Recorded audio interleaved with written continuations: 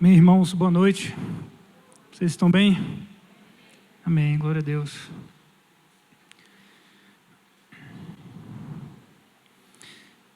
Quero começar dando um feliz Dia das Mães a todas as mamães aqui nesse lugar.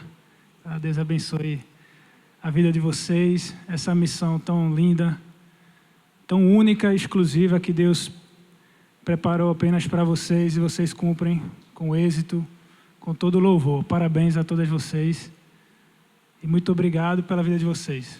Amém? Amém. Meus irmãos, eu quero começar lendo Deuteronômio, capítulo 1.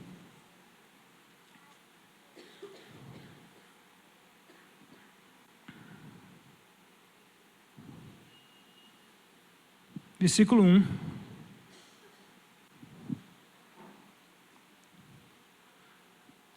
Quinto livro da Bíblia. O livro que fecha o Pentateuco, né? Penta de 5, né? Os 5 primeiros livros da Bíblia, que também é conhecido como a Bíblia judaica, né? A Bíblia dos judeus. Vamos lá. E diz assim: são estas as palavras que Moisés falou a todo Israel, da além do Jordão, no deserto de Arabá, de fronte do mar de Suf. O mar de Suf é o mar vermelho, tá, irmãos? Aquele mar vermelho que se abriu, todo mundo conhece a história. Entre Parã, Tofel, Labã, Hazerote e Dizaabe. Jornada de 11 dias há, desde Horebe, pelo caminho da montanha de Seir, até Cades Barneia. Sucedeu que, no ano 40º, no primeiro dia do 11º mês, falou Moisés aos filhos de Israel, segundo tudo o que o Senhor lhe mandara a respeito deles. Depois que feriu a Seom, rei dos amorreus, que habitava em Esbom, e a Og, rei de Bazã, que habitava em Astarote, em Edrei. Além do Jordão, na terra de Moabe, encarregou-se Moisés de explicar esta lei, dizendo, e ele começa a falar. Deixa eu só contextualizar aqui para vocês, rapidamente, tá? Essa passagem, esse livro de Deuteronômio como um todo, ele é carregado de emoção, tá? O livro de Deuteronômio, ele basicamente é 4 discursos que Moisés ele faz a todo o povo de Israel. Se você for ler esse livro, eles são 4 discursos que Moisés ele faz ao povo. Ele reúne todo o povo e faz esses discursos. E esses discursos são carregados de emocionalismo, né, de uma emoção muito grande. Eles são épicos, vamos dizer assim, né? Se você entender o que está por trás aqui desses discursos, mas cerca de 500 anos antes disso aqui, Deus ele chama Abraão, todo mundo conhece aquela história, né? Chama Abraão e fala, sai da tua terra, da tua parentela, para a terra que eu te mostrarei. Deus ele faz uma promessa a Abraão, de que faria dele um povo, e que os levaria até uma terra prometida. E aqui, 500 anos depois, está prestes a se cumprir essa palavra que Deus ele deu a Abraão 500 anos atrás. Abraão já tinha falecido, seu filho Isaque, seu neto Jacó, todo mundo já tinha se ido. E Moisés foi encarregado, né, essa história que vocês conhecem, a guiar esse povo até a terra prometida. E especificamente, Moisés iniciou essa peregrinação 40 anos antes. Vocês perceberam que a gente leu que ele fala, caminho de 11 dias há, desde o Monte Sinai, o Monte Horebe, né? Horebe, o Monte Sinai é a mesma coisa, é o monte que fica ali no Egito, até Cades Barneia. Esse é o caminho que o povo de Israel ia fazer, de peregrinar até chegar à terra prometida. Mas ele diz, no 40º ano, um caminho que seria de 11 já fazia 40 anos que eles estavam ali naquele caminho. E finalmente eles estavam prestes a entrar na terra prometida. E toda essa emoção de finalmente se cumprir aquele mistério que um Deus que ninguém conhecia apareceu a um homem que seria um tataravô de muitos ali, né? Prometendo um povo e uma terra para eles. Isso é verdade, não é? Isso vai acontecer. Aquele povo cresceu ouvindo aquilo. Estava ali prestes a se cumprir. Além disso, tem a própria emoção em volta do que Moisés está fazendo ali, porque Moisés recebeu uma palavra de Deus, de que ele iria morrer, e ele não iria entrar na terra prometida. Moisés, ao mesmo tempo que estava discursando ao povo, ele estava também se despedindo, depois de ter cumprido sua missão de levar o povo até ali. Então, muita gente não gosta de ler o livro de Deuteronômio, porque ele cita as leis, ele vai citando um monte de coisa. Mas eu amo esse livro, porque ele é carregado de toda essa emoção. E eu fico me imaginando, né? Aquele povo lá, depois de passar 40 anos sofrendo no deserto, viram de tudo, passaram por tudo. Todo o sofrimento, todas as dúvidas, as rebeliões que houveram no meio do próprio povo, entre os próprios irmãos, as pestes que eles sofreram, finalmente estava ali perto de se cumprir. E Moisés, ele faz 4 discursos, e ele começa o capítulo 1, lembrando ao povo tudo o que aconteceu. Ele vai lá, Deus chamou Abraão, ele vai lembrando tudo, até o momento que eles estavam ali. E no capítulo 4, Moisés, ele finaliza o primeiro discurso dele,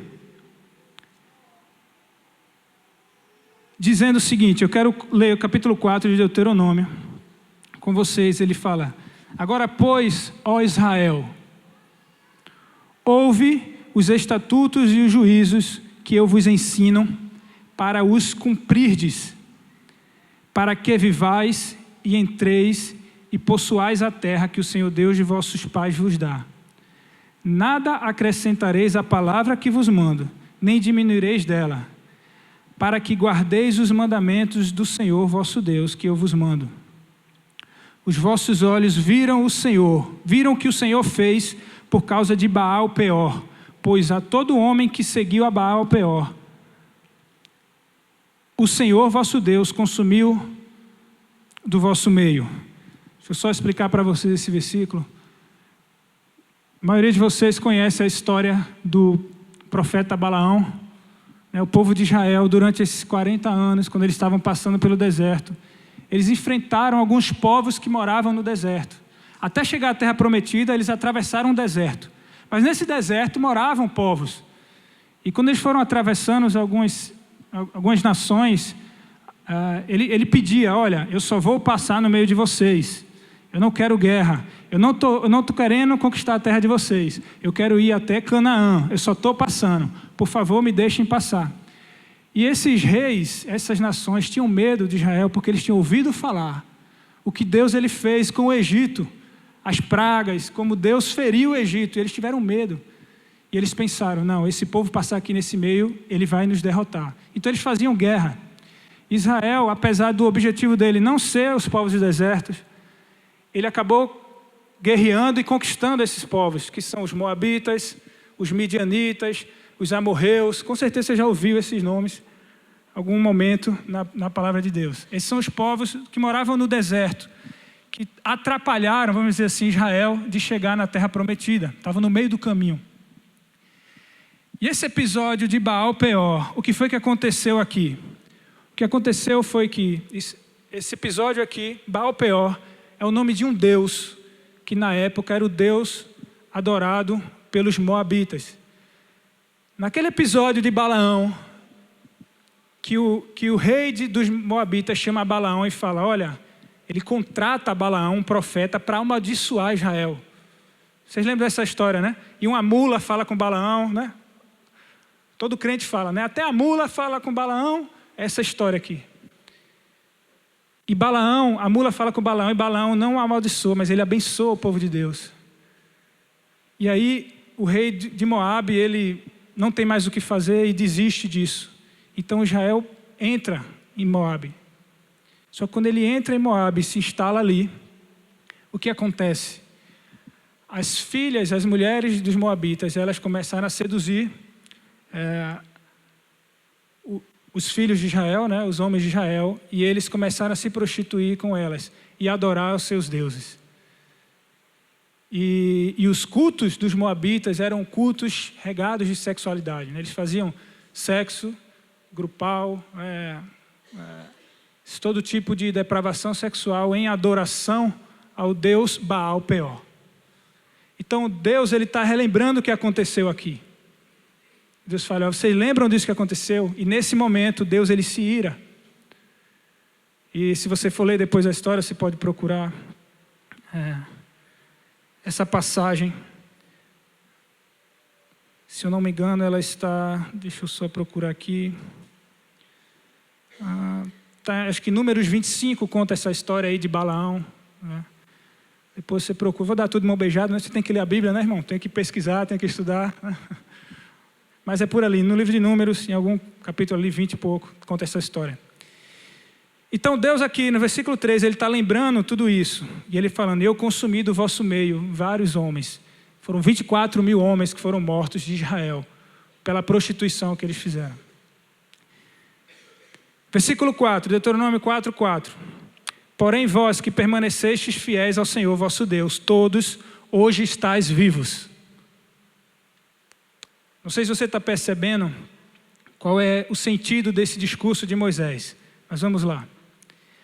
Eis que vos tenho ensinado estatutos e juízos, como me mandou o Senhor, meu Deus, para que assim façais no meio da terra que passais a possuir.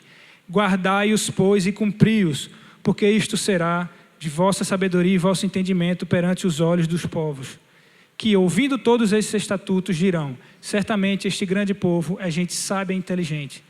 Pois que grande nação há que tenha deuses tão chegados assim como o Senhor nosso Deus, todas as vezes que o invocamos, e que grande nação há que tenha estatutos e juízos tão justos como toda esta lei que eu hoje vos proponho.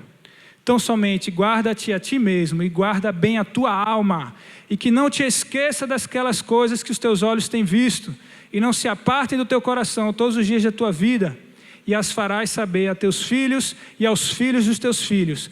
Não te esqueças do dia em que estiveste perante o Senhor teu Deus em Horebe, quando o Senhor me disse, reúne este povo, e os farei ouvir as minhas palavras, a fim de que aprenda a temer-me todos os dias que na terra vivei e ensinará a seus filhos. Dá uma pausa aqui nesse versículo, vou continuar, mas explicar. Aqui Deus está dizendo, Moisés está dizendo, né? No versículo 10, não te esqueças no dia em que estiveste perante o Senhor teu Deus em Horebe. Horebe é o monte Sinai. É o monte em que Deus deu os 10 mandamentos ao povo de Israel. Os 10 mandamentos, vocês lembram? Conhecem os 10 mandamentos? Quem conhece os 10 mandamentos? Quais são? Quem lembra? Quais são? Primeiro, não terás outros deuses além de mim. Né? Eu sou o único Deus, o Senhor ele fala. Segundo, não farás imagens de escultura. Vamos ver se eu lembro também, tá, irmãos? Eu também aqui estou...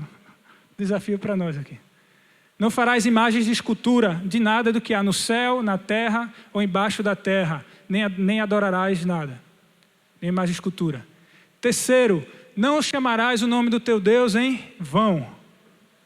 Esse mandamento é a razão do povo de Israel não pronunciar, os judeus, né, não pronunciarem o nome de Deus. Eles criaram um nome, vamos dizer assim, substituto, que é Yahvé, para se referir a Deus, para não pronunciar o nome de Deus, para não ter o risco de pronunciar em vão. Então, para não correr o risco, eles usam o nome Yahvé, mas o nome de Deus para os judeus é impronunciável. Quarto mandamento, guardarás o sábado. Descansarás, tal, aquele mandamento do sábado. Quinto mandamento, honra teu pai e tua mãe, para que se prolongue os teus dias na terra.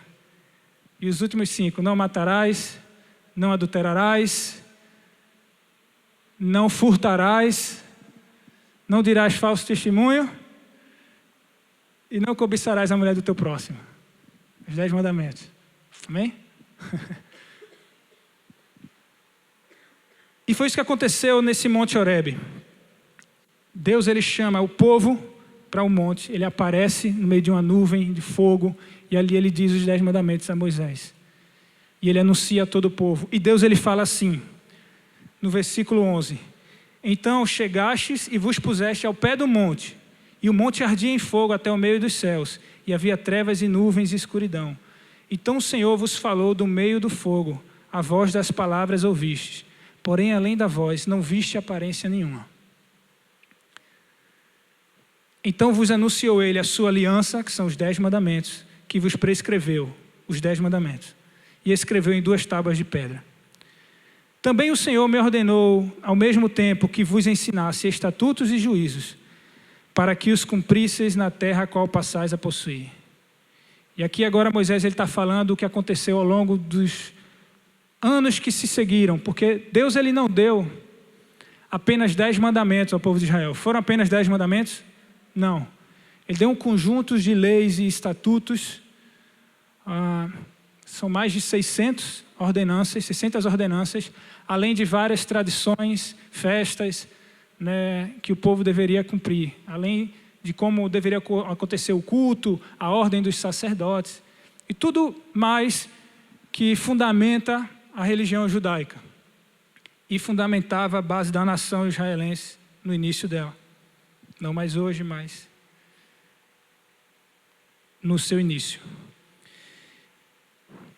Então Moisés ele fala: de todos esses estatutos, guardai, pois, cuidadosamente a vossa alma, pois aparência nenhuma vistes no dia que o Senhor vosso Deus vos falou em Horebe, no meio do fogo. Versículo 16, onde eu quero chegar. Para que não vos corrompais e vos façais alguma imagem esculpida de uma forma de ídolo, semelhança de homem ou de mulher, semelhança de algum animal que há na terra, semelhança de uma ave que voa pelos céus, semelhança de algum animal que rasteja sobre a terra, semelhança de algum peixe que há nas águas debaixo da terra. Guarda-te, não levantes os olhos para os céus, e vendo o sol, a lua e as estrelas, a saber, todo o exército dos céus, seja seduzido a inclinar-te perante eles, e dês culto àquelas coisas que o Senhor teu Deus repartiu a todos os povos, debaixo de todos os céus. Meus irmãos, eu vou parar aqui de ler, tá? Mas eu não sei se você conseguiu compreender o cerne desse discurso de Moisés. Basicamente, o que Moisés está dizendo é: lembrem-se de tudo o que vocês viveram com Deus, lembrem-se de todos os seus mandamentos e suas ordenâncias, e guarda todas elas no teu coração. Para quê? Para que vocês não se corrompam e sirvam a outros deuses. E eu não li, mas mais na frente Deus ele fala: porque se isso acontecer, aí ele promete um monte de maldições ao povo de Israel. Se isso acontecer, eu vos tirarei da terra prometida, aí vai acontecer isso, isso, isso e aquilo. Esse discurso de Moisés, ele é basicamente: olha, eu passei 40 anos aqui, guiando vocês, agora é com vocês. Vocês vão precisar seguir todos os mandamentos e estatutos sem se desviar, não se corrompam. Isso é tão forte, irmãos, no meio dos judeus. Se você for ler mais na frente, no capítulo 6, por exemplo, essa é uma preocupação tão grande. No segundo discurso de Moisés, ele até fala: olha, de 7 em 7 anos, na festa do tabernáculo, vai ser lida toda a lei. Imagina isso, irmãos. Os 5 livros aqui da Bíblia, na verdade, ali, Levítico, né, Êxodo, os livros que tem ali os mandamentos. Todo aquele livro lido em um só dia, no fim da festa dos tabernáculos. Todo o povo de Israel ali, passar um dia inteiro, horas e horas, só ouvindo mandamentos, a cada 7 anos. Salomão ele fez isso quando ele construiu o templo. Não sei quem lembra aqui a história. Quando Salomão ele construiu o templo, ele pega e lê toda a lei de Deus. A Bíblia diz que ele passa horas e horas ali, recitando, para relembrar o povo. Relembrar o que é o povo? Que eles precisavam não matar, não adulterar, não ter outros deuses, que toda a época de Páscoa eles tinham que oferecer cordeiros e sacrificar, todos aqueles mandamentos que regem a base da moral do povo judeu. Moisés ele também fala no capítulo 6 de Deuteronômio, fala desse livro da lei dia e noite, no interior da tua casa, assentado à tua mesa, fala aos filhos e aos filhos dos teus filhos. Ele diz: fala dessa lei ao deitar, fala ao acordar, põe ela nos umbrais e nos muros e nas portas da tua casa, para que você sempre, todo dia, toda hora, se lembre dos seus estatutos e não se desvie. Então, é uma exortação, irmãos. É uma exortação, um alerta que Moisés ele faz. Olha, não se desvie da nossa regra de conduta, dos nossos mandamentos. Porque no dia que isso acontecer, e vocês se corromperem, o Senhor virá e vos amaldiçoará, e Ele promete ali. E, irmãos, se você vê toda a história do Antigo Testamento, ela é basicamente isso. A partir daqui, inicia a nação de Israel. Nos próximos livros, 1 Samuel, 2 Samuel, 1 Reis, 2 Reis, 1 Crônicas, 2 Crônicas, Ruth, Esté, Esdras, por aí vai, Neemias, Salmos, Provérbios, os profetas, até o fim do Antigo Testamento. Você vê a nação de Israel se corrompendo e se desviando dos mandamentos do Senhor, e Deus levanta alguém, um profeta, um juiz, um rei, e traz de volta. E o povo se corrompe e traz de volta. E o povo se corrompe e eles voltam. É basicamente isso o Antigo Testamento, irmãos. Isso é tão sério para Deus, que no capítulo 31 de Deuteronômio, Deus ele chega a profetizar e falando, olha, eu estou alertando vocês que não se desviem, mas isso vai acontecer. O próprio Deus ele diz, isso vai acontecer. E quando acontecer, Moisés, vocês vão recitar essa canção. Irmãos, o capítulo 32 de Deuteronômio é uma música. A música que Moisés ensina ao povo. Essa música foi Deus quem fez. Eu não lembro de outra passagem na Bíblia que diz que Deus ele canta alguma canção. Alguém lembra aqui? Não. Pode até ter. Mas eu não lembro. Deuteronômio 32 fala de uma música que Deus fez. E essa música é um testemunho para o povo, para quando ele se desviasse, ele soubesse que, olha, eu avisei.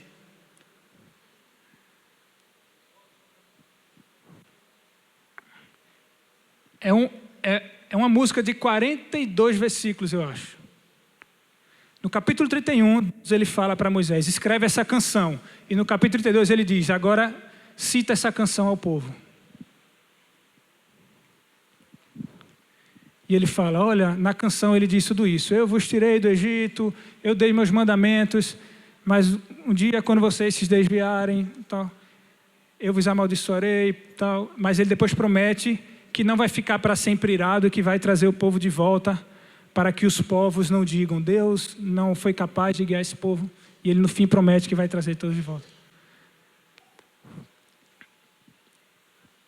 E isso, irmãos, é tão vivo no meio dos judeus, que eles criaram diversas, vamos dizer assim, diversas ferramentas, diversas tradições para que eles conseguissem tentar impedir que o povo se desviasse dos mandamentos do Senhor. Dessas tradições surgiram as sinagogas, surgiu o judaísmo rabínico, os escribas, os doutores na lei. Eu não sei vocês aqui, mas eu me perguntava, quando a gente lê, tá meio teórico demais isso aqui, né? Mas se esforce aí comigo, eu vou explicar para vocês onde eu quero chegar. Quando a gente lê, obrigado, Dinha. A gente lê os evangelhos, Mateus, Marcos, Lucas e João. Quem já leu aqui os evangelhos? Amém. Quando você lê, ele fala da sinagoga, ele fala do chefe da sinagoga, né? Ele fala dos escribas, dos doutores na lei, dos mestres, rabinos, né? Que eles chamavam de rabi, os mestres. Vão citando os fariseus. E eu não sei você, mas eu me perguntava, de onde surgiu isso? Porque no Antigo Testamento não tem nada disso, irmão. No Antigo Testamento não tem escribas, doutores na lei. Na verdade, no livro de Neemias, ele ainda cita. Ele cita os escritores da lei, os escribas, né? Ali iniciam-se os escribas naquele momento. Irmãos, é exatamente isso o que os judeus eles fizeram. Porque o que aconteceu com o povo de Israel? O povo de Israel, eles viveram, por exemplo, um cativeiro na Babilônia. Todo mundo conhece essa história, né? O rei da Babilônia, e o rei da Pérsia,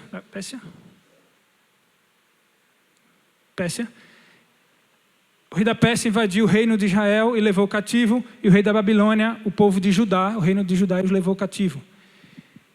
E destruíram o templo, né? Destruíram os estatutos, as leis, os mandamentos, saquearam a casa do Senhor, destruíram tudo que eles tinham, né? Poderíamos dizer assim, a Bíblia deles, né? Tocaram fogo lá, queimaram tudo, e o povo estava agora morando em uma outra nação que tinha outros costumes, uma nação que adorava outros deuses, uma nação onde era permitido o politeísmo, por exemplo, onde era permitido a poligamia, onde era permitido várias outras coisas que no povo de Israel não era permitido. E aquele povo, os filhos e os netos, estavam crescendo no meio de tudo isso. Eles estavam crescendo e os anciãos de Israel, eles começaram a se preocupar. Esses nossos filhos e netos, quando eles forem adultos, eles não vão mais lembrar, não vão mais saber quais são as nossas ordenanças. Eles não vão mais saber quais são os nossos costumes. Eles não vão mais saber qual é a nossa fé, a nossa crença, a nossa tradição. E com essa preocupação é que começam a surgir, então, o povo, como uma defesa para manter os princípios e os valores do povo de Israel, eles levantam os escribas para escrever a lei e transcrevê-la, né? Quando aquele pergaminho ficava destruído, eles transcreviam de novo. Claro que os escribas também foram usados para outras coisas, funções políticas, mas eu quero focar aqui na função religiosa deles. Eles transcreviam os mandamentos, os profetas, e eles faziam isso anos após anos, para que não se perdesse a lei de Deus. Surgiram aí também o grupo dos fariseus, que eram... Os fariseus, irmãos, a gente critica muito os fariseus, né? A gente costuma falar, os crentes, fariseu é um xingamento do crente, né? Ah, seu fariseu, né? Referindo-se a pessoas que são hipócritas. Porque Jesus, ele falou isso, fariseus hipócritas. Mas o fariseu, irmão, eles se levantaram semelhantemente como os pais da reforma, Martinho Lutero, aqueles homens ali, se levantaram na época. Eles se levantaram da seguinte forma: o povo de Israel está se desviando da lei do Senhor, eles estão se desviando dos mandamentos. Então os fariseus eram os homens que, um grupo de homens e mulheres, né, que eles queriam manter a tradição e a lei de Deus. E eles, né, a maioria dos escribas, eles eram fariseus. Eles falavam: olha, nós queremos voltar ao que Deus nos mandou. E eles começaram a reunir, reescrever aqueles livros, né, os mandamentos, a lei dos profetas, as profecias.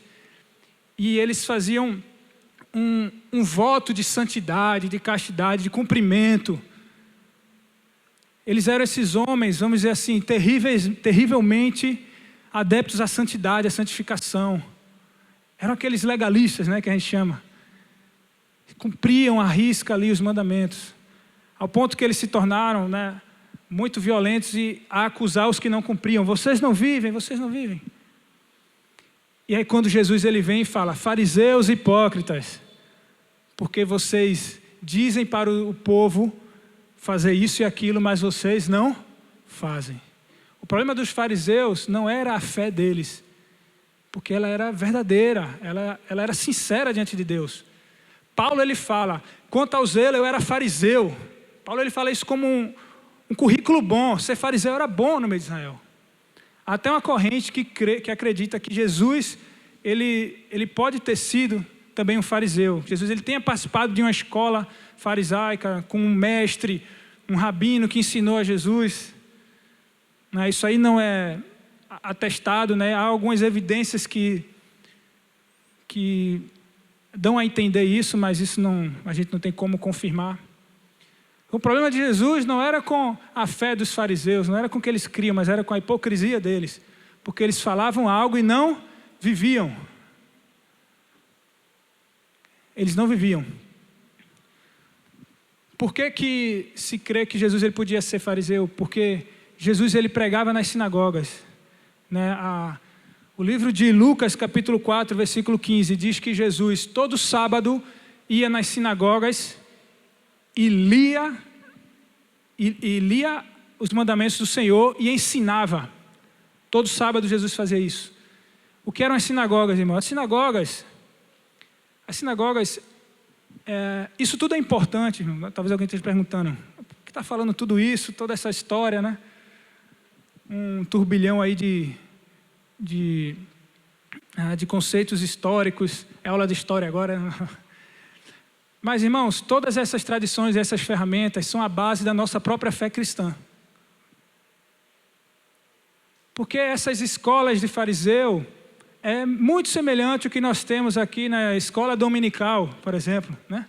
É muito semelhante ao que nós temos com os cursos de teologia no cristianismo de hoje. Que são cursos para quê? Para manter o ensino, para que o povo não se desvie da verdade, né? Lembre-se qual é a verdade. As sinagogas, o que eram as sinagogas? As sinagogas eram locais de reuniões que os judeus eles criaram, onde tinha um púlpito. Olha só, nós usamos púlpito também, né? Tinha um púlpito, o Pentateuco e também o livro dos costumes judeus, né, dos costumes orais, ficavam ali em cima, na verdade ficavam guardados numa caixa. E toda vez que eles se reuniam, alguém pegava esse livro, trazia aqui, lia ao povo e depois eles debatiam e eles interpretavam e explicavam. É exatamente igual ao que a gente faz nos nossos cultos, irmãos. Vocês acham que surgiu de onde essa nossa liturgia? Surgiu dos judeus, eles faziam isso. Tiago capítulo 2, ele fala isso, ele fala para os cristãos. Nas vossas sinagogas, os cristãos primitivos se reuniam em sinagogas, nas sinagogas dos judeus.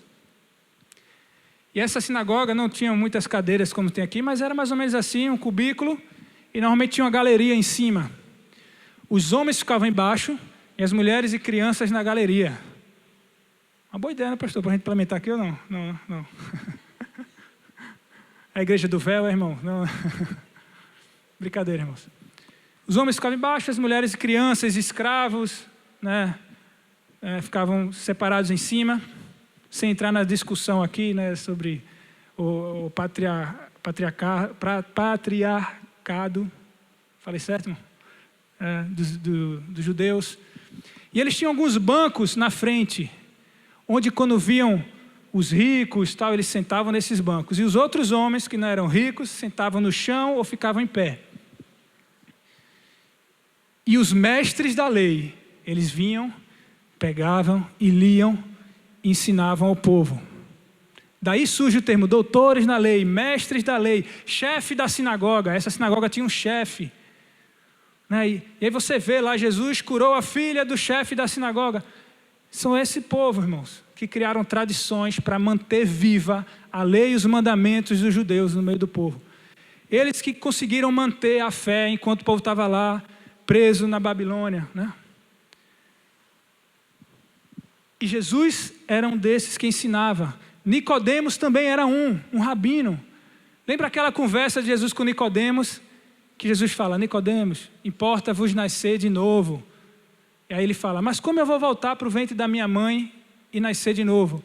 Jesus fala, você é mestre Israel e não sabe essas coisas? O que é o mestre Israel? É o cara que lia aqui.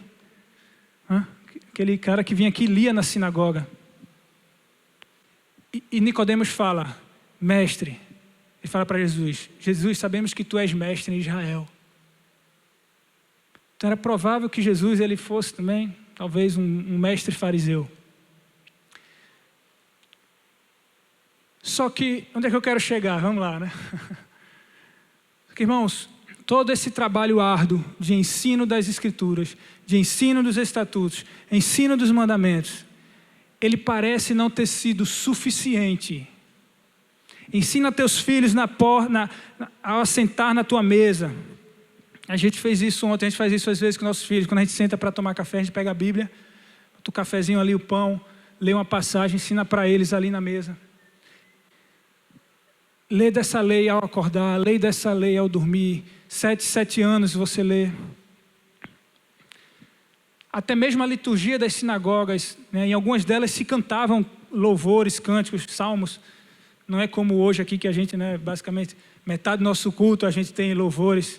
Eles cantavam menos, discutiam mais a lei, né, a palavra.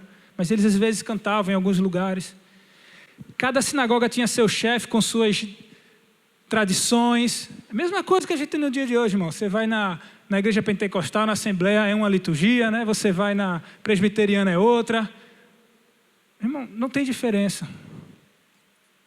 Pelo menos não na forma. E é isso que eu quero alertar aqui hoje, né, irmãos? Porque se não há diferença, então, por que não somos todos judeus, né? Vamos converter todo mundo a judaísmo e voltar a todas essas tradições, leis e mandamentos. E é isso que eu quero trazer aqui essa noite para vocês, irmãos. Na verdade, esses mandamentos, essas leis, todo esse esforço de manter, ele parece não ter sido suficiente. Porque o povo de Israel, ele continuamente se desviou do Senhor. Se desviou. E até mesmo os reis e os sacerdotes, os próprios escribas, doutores na lei, os fariseus, os saduceus, eles se desviavam, se esqueciam dos mandamentos do Senhor. Por quê?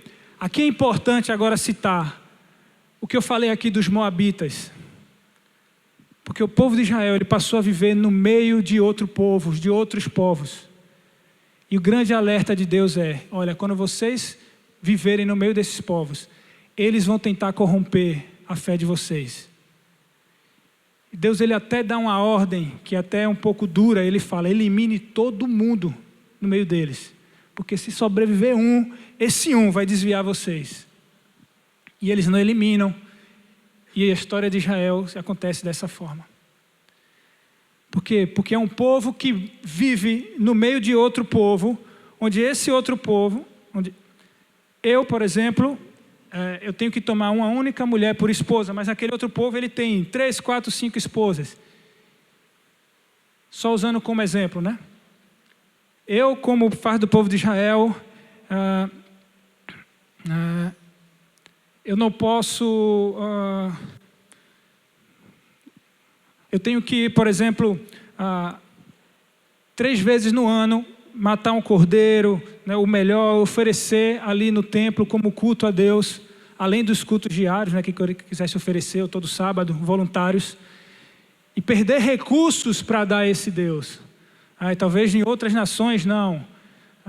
Eu, como judeu, deveria adorar só esse Deus e só Ele dar culto, enquanto outros poderiam seguir outros deuses, fazer imagens de escultura, se prostrar ao sol, aos animais, a homens e mulheres, idolatrar e criar ídolos e venerar outras, e ele não. Então ele pensava, olha, aquilo ali parece legal, por que eu não posso fazer aquilo? E ele era seduzido, e aos poucos ele ia se corrompendo e vivendo a semelhança daquele povo. Mas isso não é diferente, irmãos, do que acontece com o cristianismo hoje em dia. Afinal de contas, assim como no meio dos judeus se criaram, vamos dizer assim, seitas judaicas, como os saduceus, os edonitas. Os saduceus eram judeus, por exemplo, que não criam em anjo e demônio. Não criam em ressurreição, heresia. A gente tem ou não tem também seitas cristãs até os dias de hoje, né, que não creem em alguma coisa ou creem em alguma coisa. Diversas, né? Diversas. A gente tem ou não tem fariseus, cristãos, né, no meio do corpo de Cristo, que falam, mas não vivem. Pode ser até eu e você, né, irmão? Esse sou eu, né? Daí surge o termo religioso, né? A religiosidade. Aquele homem que anuncia um monte de regras e de tradições, mas ele não vive. Ele coloca fardos nos outros, mas ele não vive. Mas nós, assim como judeus, fazemos esse esforço. Todo domingo nós estamos aqui falando da palavra do Senhor, para que nenhum de vocês, nenhum de nós se desvie dela. Aí alguém vem aqui e prega, irmãos, confie no Senhor no dia mau. Aí chega o dia mau, você confia ou não no Senhor? Irmãos, não murmurem, tal. Irmãos, conservai-vos santos, jejuem, ore. Aí chega no dia a dia, a gente cumpre ou não cumpre? A gente se desvia continuamente de viver e cumprir seus mandamentos. A gente tem as células, a gente tem a escola bíblica, a gente tem as nossas festas, né? Páscoa ali, Natal, as festas cristãs, vamos dizer, né? Para tentar manter as nossas tradições. Mas o povo continua de contínuo se desviando. implantando heresias no meio do povo, se contaminando, se corrompendo.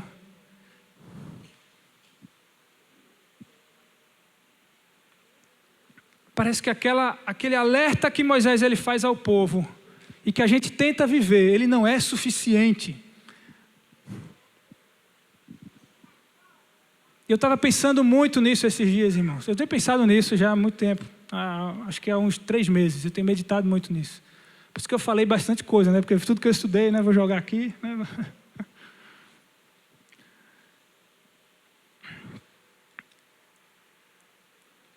Isso é interessante, irmãos, porque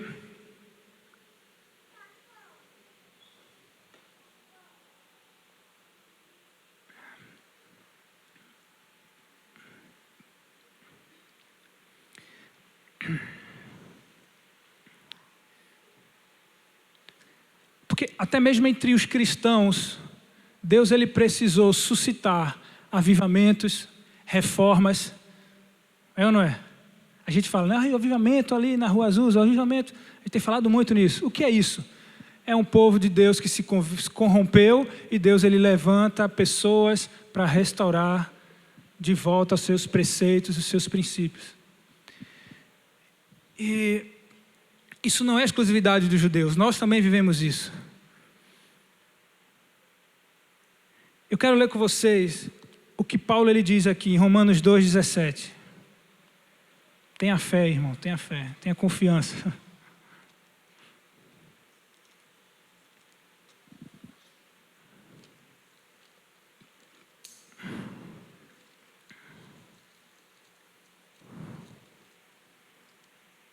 Tenha paciência, aguenta o tranco.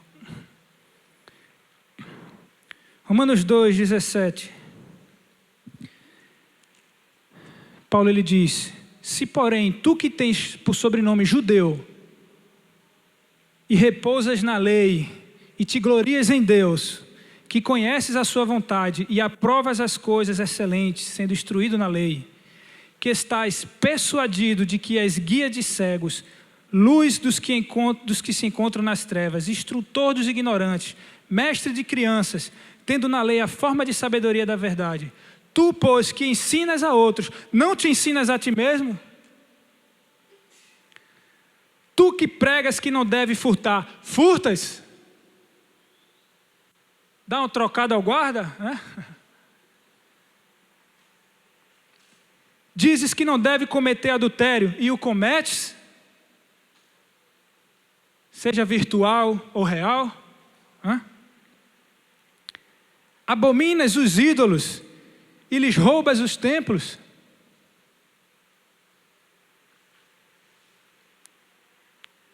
E cria para si mesmo até ídolos, né? Porque até, irmãos, me perdoem aqui, mas para muitos cristãos, Calvino é um ídolo, né? Lutero é um ídolo, Armínio é um ídolo, John Wesley é um ídolo, o Papa é um ídolo, porque os católicos são cristãos como nós, não é? Tu que te glorias na lei, desonras a Deus pela transgressão da lei? Pois como está escrito, o nome de Deus é blasfemado entre os gentios por vossa causa. O que é que se fala aí no mundo sobre nós cristãos? Qual é a fama que nós temos, irmãos? É a de não viver o que nós pregamos. É ou não é? A gente entra hoje nas redes sociais, vai ver os comentários do povo falando de nós cristãos, irmãos. É terrível. É terrível. O nome de Deus é blasfemado entre os gentios por vossa causa. Aí ele diz, porque a circuncisão tem valor se praticares a lei. Se és, porém, transgressor da lei, tua circuncisão se tornou incircuncisão. Se, pois, a incircuncisão observa a lei, não será ela, porventura, considerada como circuncisão? E se aquele que é incircunciso por natureza cumpre a lei, certamente ele te julgará a ti, que não obstante a letra e a circuncisão é transgressor da lei. Porque não é judeu quem o é exteriormente, nem circuncisão o que é somente na carne. Porém, judeu é aquele que o é interiormente.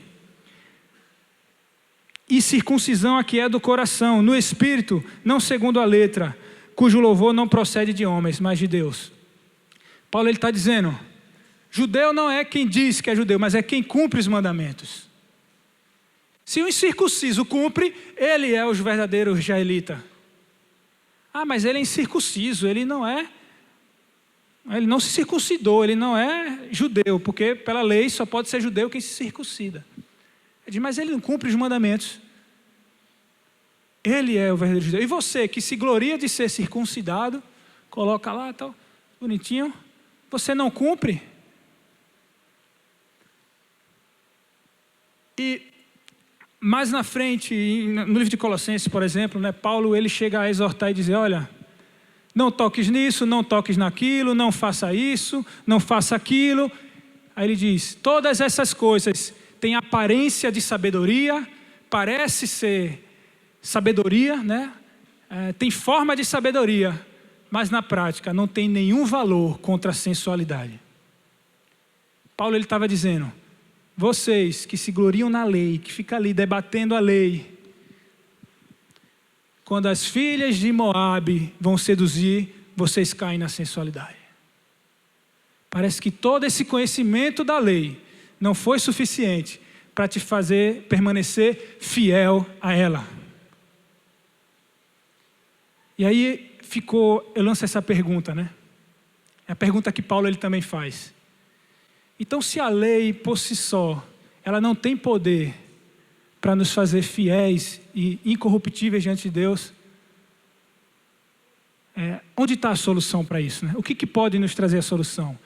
E nós como cristãos já sabemos que a solução está em Cristo. Pela fé em Cristo, recebemos o seu Espírito e mediante o seu Espírito no nosso homem interior, se cumpre em nós o preceito da lei. E essa discussão, irmãos, houve até no meio dos cristãos primitivos. Falavam, então, toda a lei e os profetas a gente deve jogar fora porque ela não tem valor nenhum. E aí Paulo lhe fala, de maneira nenhuma, irmãos. Porque a fé em Cristo, ela não anula a lei, mas ela confirma. Isso é meio confuso. Jesus ele diz mais ou menos assim, né? Olha, quem dizima não se justifica porque dizima. Mas ao mesmo tempo ele diz aos fariseus, né? Vocês não deixem de dizimar, né? Quando ele fala, vocês deviam cumprir essas coisas da lei sem deixar de cumprir aquelas. Vai lá e dá o dízimo. Mas se dar o dízimo e cumprir as várias diretrizes da lei não me justifica, né? Por que eu teria que fazê-lo? Não é melhor a gente largar tudo isso? E aqui a gente entra, irmãos, nos dois extremos que a gente tem no cristianismo, né? De um lado a gente tem os doutores na lei, aqueles que perseveram, né? Vamos dizer assim, os reformados, né? Que estudam a palavra, os teólogos, e acham que que isso basta, que isso é suficiente. Se gloriam na sua sabedoria. Do outro lado a gente tem os pentecostais, né, do fogo, do poder, que só quer o Espírito de Deus, coloca a Bíblia do lado, o que importa é buscar o poder e o fogo de Deus. Porque a salvação vem pela fé em Jesus, mediante o Espírito. Ele nos deu o Espírito e nós nascemos de novo pelo Espírito Santo, a nova vida em Cristo. Então a gente tem que buscar o Espírito e Ele vai nos guiar a toda a verdade, Ele vai nos levar. E a unção de Deus nos ensina todas as coisas, não precisamos. Essa polaridade, né, irmãos, existe até na sociedade, né? Existe até na sociedade. Os conservadores, né? E os progressistas, né? Agora, claro, eu estou falando aqui, né, não entrando em partidarismo político, mas religioso. Os progressistas cristãos, né? Aqueles que são adeptos a largar, vamos reformar a Bíblia, né? A Bíblia precisa ser atualizada, essas coisas lá, né? Que a gente ouve falar nos dias de hoje. O grande erro deles é achar que a graça de Deus anulou a lei e os mandamentos. Ela não anulou. O grande erro dos conservadores é achar que a lei de Deus ela é suficiente e completa em si, mas ela não é. Ela precisa da plenitude do Espírito. Não é isso que Paulo fala em Efésios 3? Ele fala, e sejais tomado da plenitude do Espírito. O que é plenitude, irmãos? O que é plenitude? Plenitude é algo que é completo. Amém? Amém? É como se Paulo estivesse dizendo, a lei até aqui, ela foi uma parte, agora precisa se completar. Não dá para dissociar o andar no Espírito do andar na lei de Deus. Porque os que andam no Espírito andam na lei de Deus. O Novo Testamento explica isso completamente.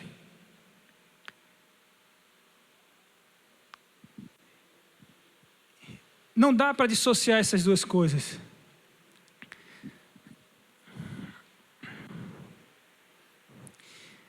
Agora, pense uma coisa comigo, que eu vou finalizar. Eu acho.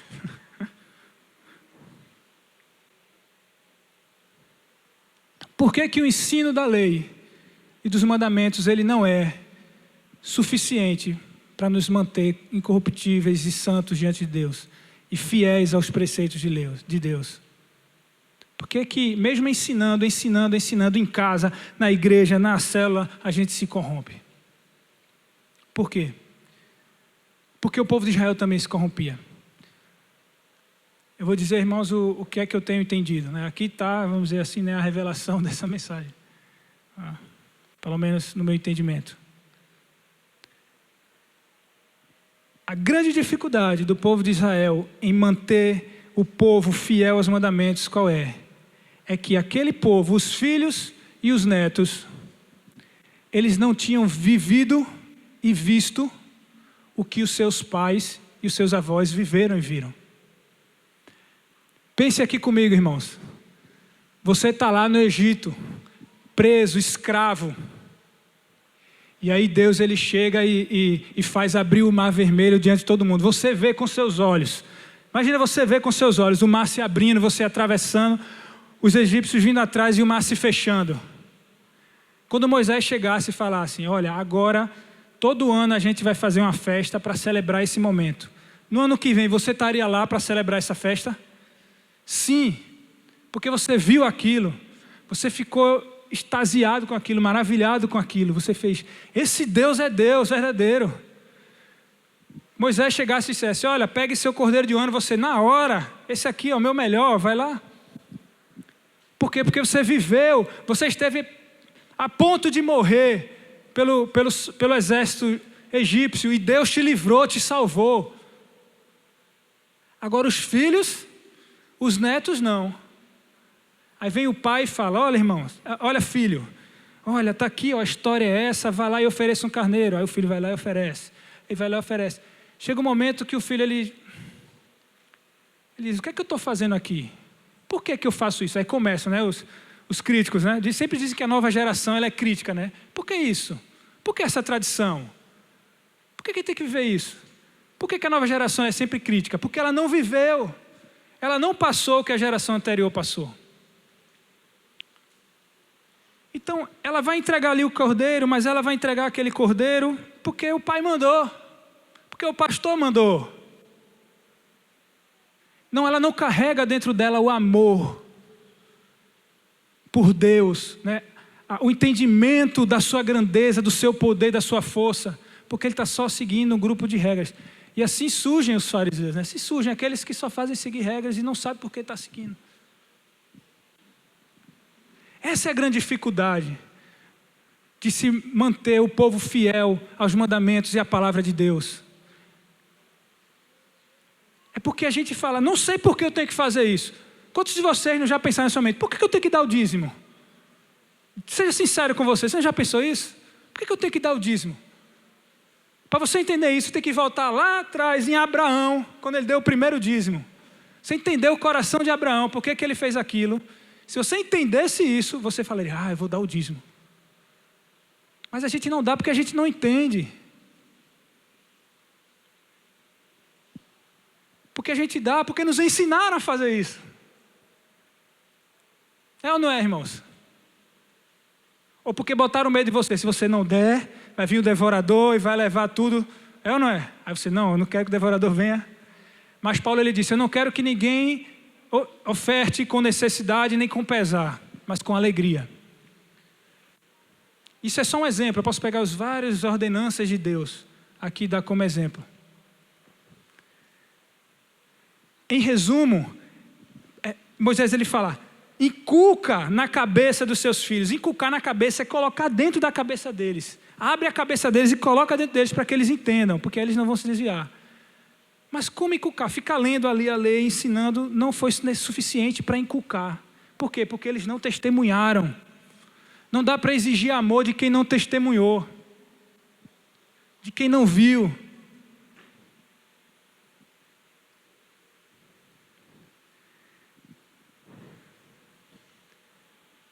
E esse é o grande poder do Evangelho. Esse é o grande poder do cristianismo. Porque Jesus ele falou, e recebereis poder ao descer sobre vós o Espírito Santo, e sereis minhas... Você entende isso? Como eu posso ser testemunha de Jesus se eu nunca vi Jesus? Porque o que é a testemunha, irmãos? O que é uma testemunha? É alguém que presenciou o fato, é ou não é? A testemunha é alguém que viveu, e ele vai testemunhar, eu testifico porque eu vi. A gente vem aqui e fala, Jesus é Deus, Jesus é o Filho de Deus, não é? Jesus morreu, morreu e ressuscitou. Quem viu aqui Jesus morrendo e ressuscitando? Você viu? E por que você testemunhamos isso?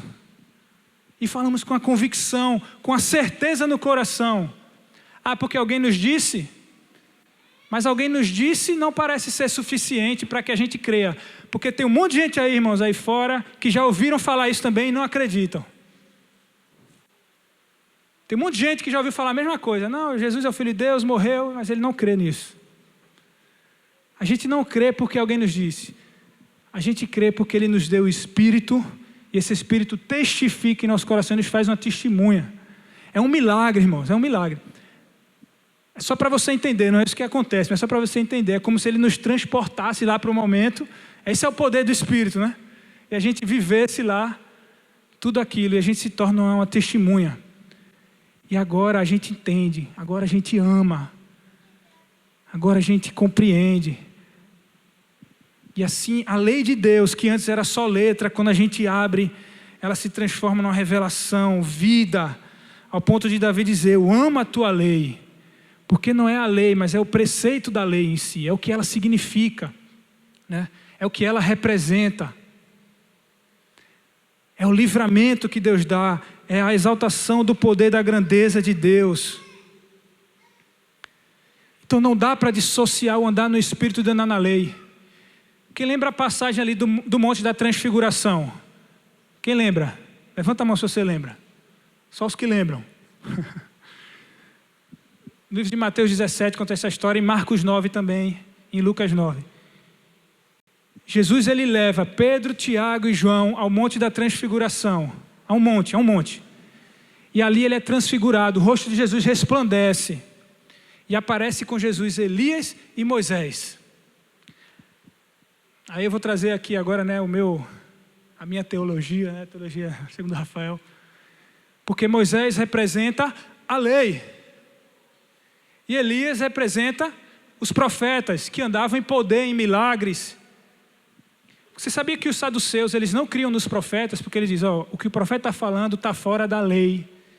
Sabe aquele irmão legalista, está escrito, então eu não creio. Os saduceus eles eram assim. Os profetas é tudo falso profeta, porque não está no Pentateuco.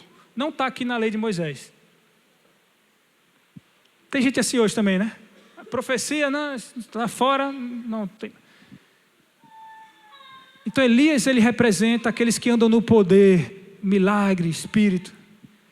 E estava lá Pedro, Tiago e João, e eles veem aquela transfiguração. Você sabe o que Pedro fala para Jesus?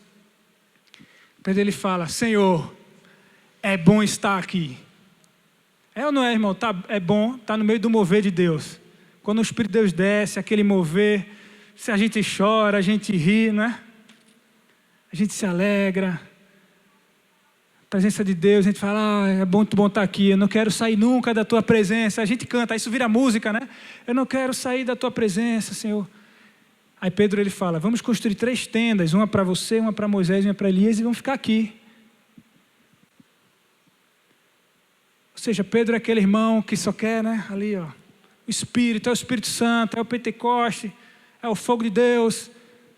A gente só tem que estar aqui no poder de Deus. Qual o problema? Ele é aquele irmão que só quer viver do Espírito. Quero dizer, quando eu quero dizer do Espírito, tá, irmãos? Não dá para dissociar o Espírito da palavra, obviamente. Mas do mover do Espírito, né? Da manifestação do Espírito. Ele se torna um herege. Ele é enganado por manifestações espirituais demoníacas até. Porque ele não está embasado na palavra e na lei do Senhor. Porque Pedro solta um monte de heresia ali. Primeiro ele compara Jesus a Elias e a Moisés. Vamos fazer 3 tendas. Jesus é muito maior. Segundo, que ele não entende a missão de Jesus. Jesus veio para morrer. Jesus veio para descer e morrer. Então ele estava querendo tirar Jesus da sua missão. Daí surgem as heresias. E você já dá para entender isso aí. Termina isso. Jesus ele desce do monte. O que está acontecendo? Os outros 9 discípulos que estão lá embaixo. O livro de Marcos diz que eles estavam tentando expulsar um demônio de uma criança e não estavam conseguindo. E eles debatiam com os fariseus. Está escrito lá, mas debatiam com os fariseus. Por que eles não conseguiam expulsar? Esses são aqueles que não estão no monte. Aqueles que estão ali debatendo, estudando, aqui ó, lendo a lei.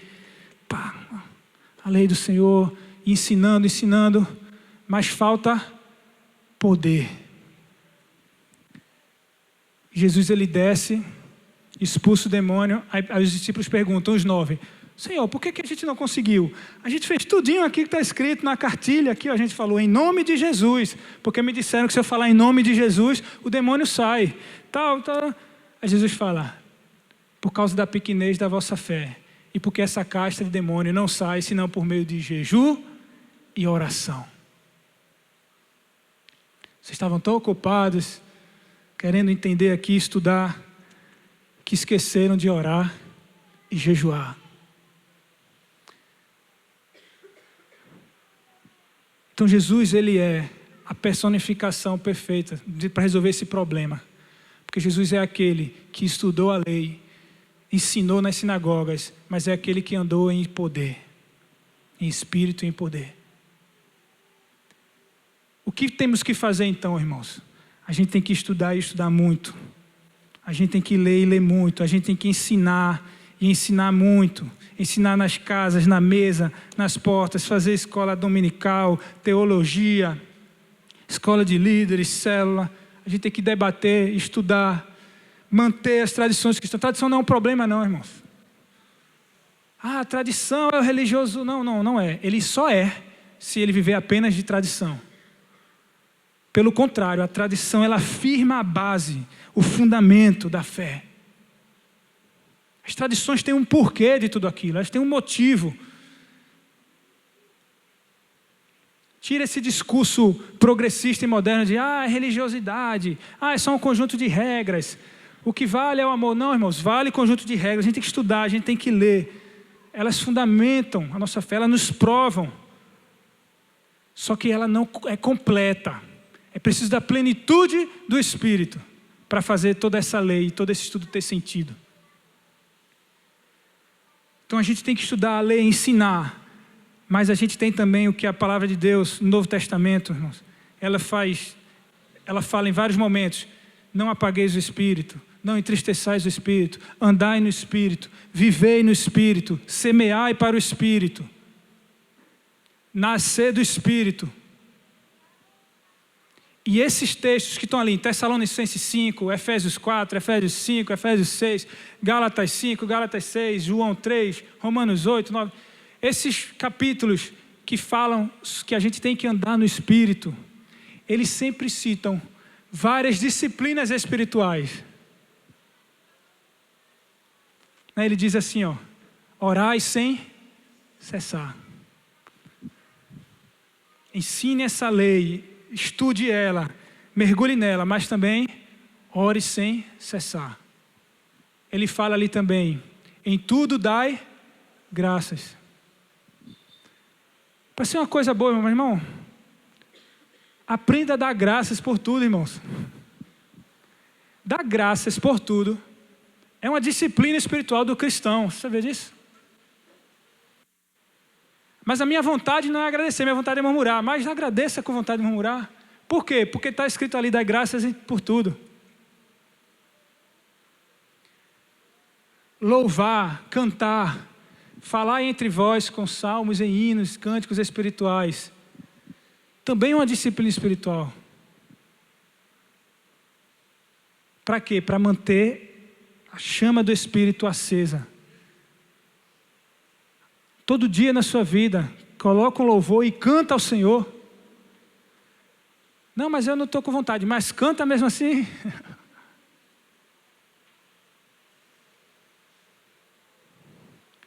Orai sem cessar, ore, irmãos. Ore todo tipo de oração. Oração para interceder por alguém, oração para pedir alguma coisa a Deus. Pode pedir uma coisa para Deus, Ele é Pai. Faça petições, súplicas a Deus. Mas ore também para louvar, para adorar, para agradecer.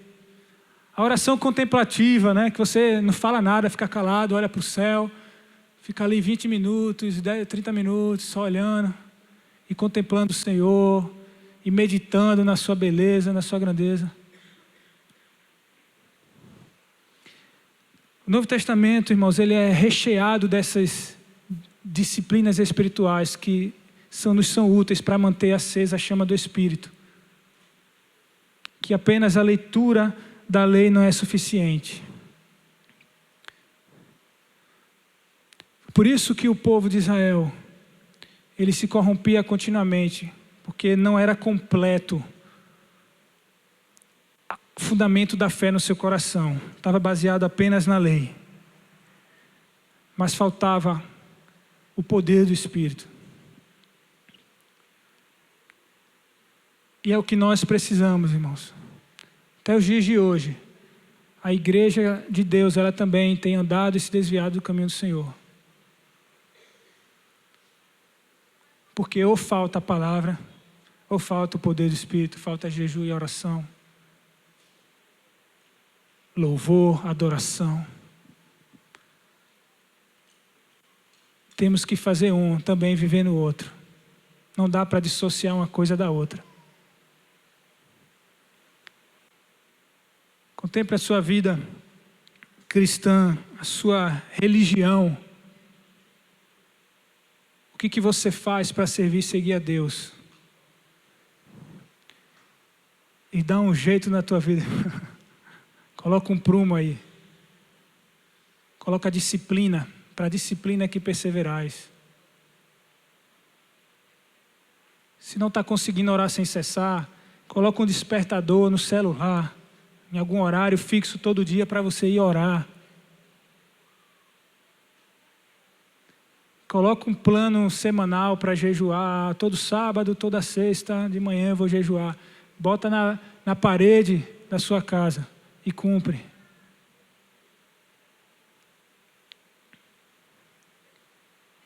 Você tem que dar um jeito de manter a chama do Espírito acesa. Mas você também tem que dar um jeito de manter o teu conhecimento da palavra e da lei do Senhor intocável e íntegro no seu coração. Sem desvios, sem heresias, sem desvios. Amém?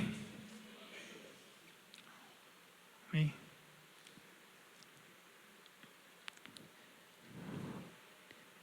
Esse é um milagre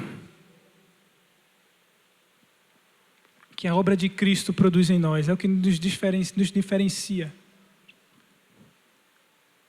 do judaísmo ortodoxo, né, vamos dizer assim, o rabínico, tradicional, aquele que não crê no Messias, porque eles faltam algo que complete, que é essa fé em Cristo e esse poder do Espírito. Se nós andarmos nessas coisas, nós vamos permanecer fiéis aos preceitos da lei do Senhor. Porque a lei, o preceito da lei de Deus, ela é boa, pura e amável. Ela é aquilo que Deus busca em nós. Mas a gente só consegue vivê-la com amor e com entendimento se em nós estiver o Espírito de Deus. Porque o amor de Deus é derramado em nossos corações pelo Espírito que Ele nos outorgou. Amém? Amém. Então, no fim de tudo, de toda essa palavra complexa aqui que eu falei para vocês, o fim é bem simples. É ler a Bíblia, ore e jejue. Amém? Amém. Mantenha vivo o seu conhecimento de Deus, mas mantenha vivo o Espírito Santo dentro de você. Se faltar um dos dois, você perece. Você se corrompe. As filosofias mundanas vão te enganar. As seduções das paixões humanas vão te atrair e vão te escravizar. Só uma forma de nos mantermos fiéis ao Senhor. E assim entrar na terra prometida.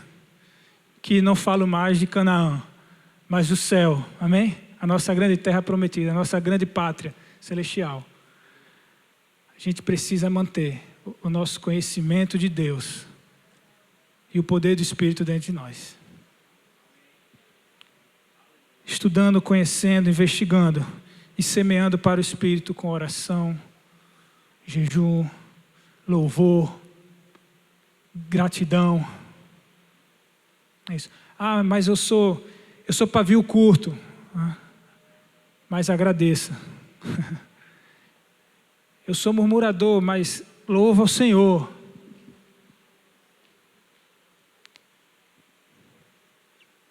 Amém? Amém. Curve sua cabeça. Quero orar. Senhor Deus, eu te agradeço por essa noite, por esses irmãos, pela tua exortação nessa hora. É a exortação que você tem me dado já há alguns meses, Senhor, e que hoje eu reparto com os meus irmãos, porque eu quero ser fiel a Ti, Senhor. Eu quero permanecer fiel aos Teus preceitos, porque os preceitos do Senhor, diz a Tua palavra, que eles são bons, puros, santos, amáveis. Porque o preceito da lei, Deus, é amor, é paz, bondade, fidelidade. O preceito da lei é justiça, é retidão, é juízo, justo juízo, é misericórdia. Deus, é retidão, é verdade, é todas as virtudes, se resume a todas as virtudes que pode haver, ó Deus, em um único ser, em uma sociedade, ó Deus, está tudo ali no preceito da Tua lei. Mas a lei por si só, o conhecimento dela não nos consegue fazer viver esses preceitos, Senhor. Precisamos do Teu Espírito. Ó Senhor, dá-nos o Teu Espírito. Não nos negue o Teu Espírito, Senhor. Não nos negue o Teu Espírito. Nos ensina, Senhor, a todo esse povo, a todos esses irmãos e irmãs, de que o reino de Deus, ele é conquistado à força. E o reino de Deus, ele não está ali, ele não está acolá, mas ele está dentro de nós.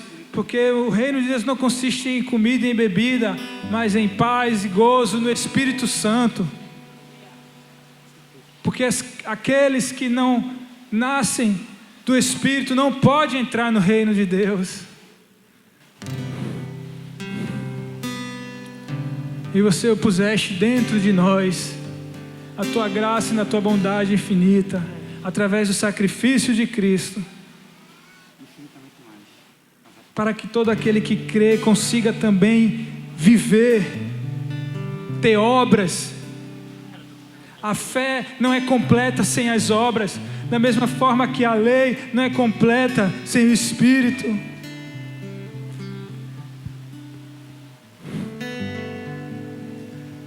porque o Espírito produz em nós obras dignas da fé que temos em Ti e que professamos, Senhor.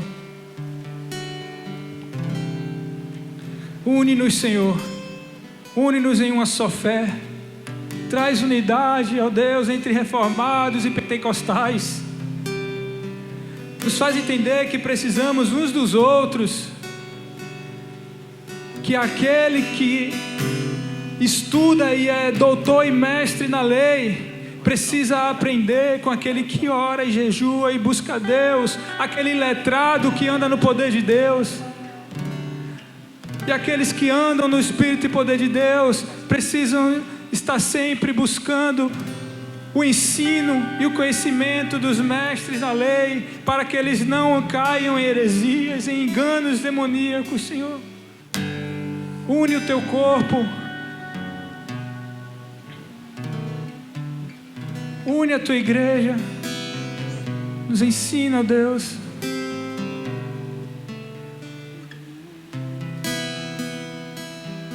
a exercer essas disciplinas dia após dia, Senhor, para que não se corrompa o nosso coração diante de Ti.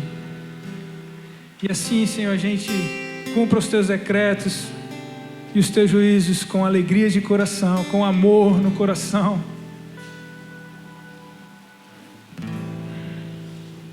com entendimento,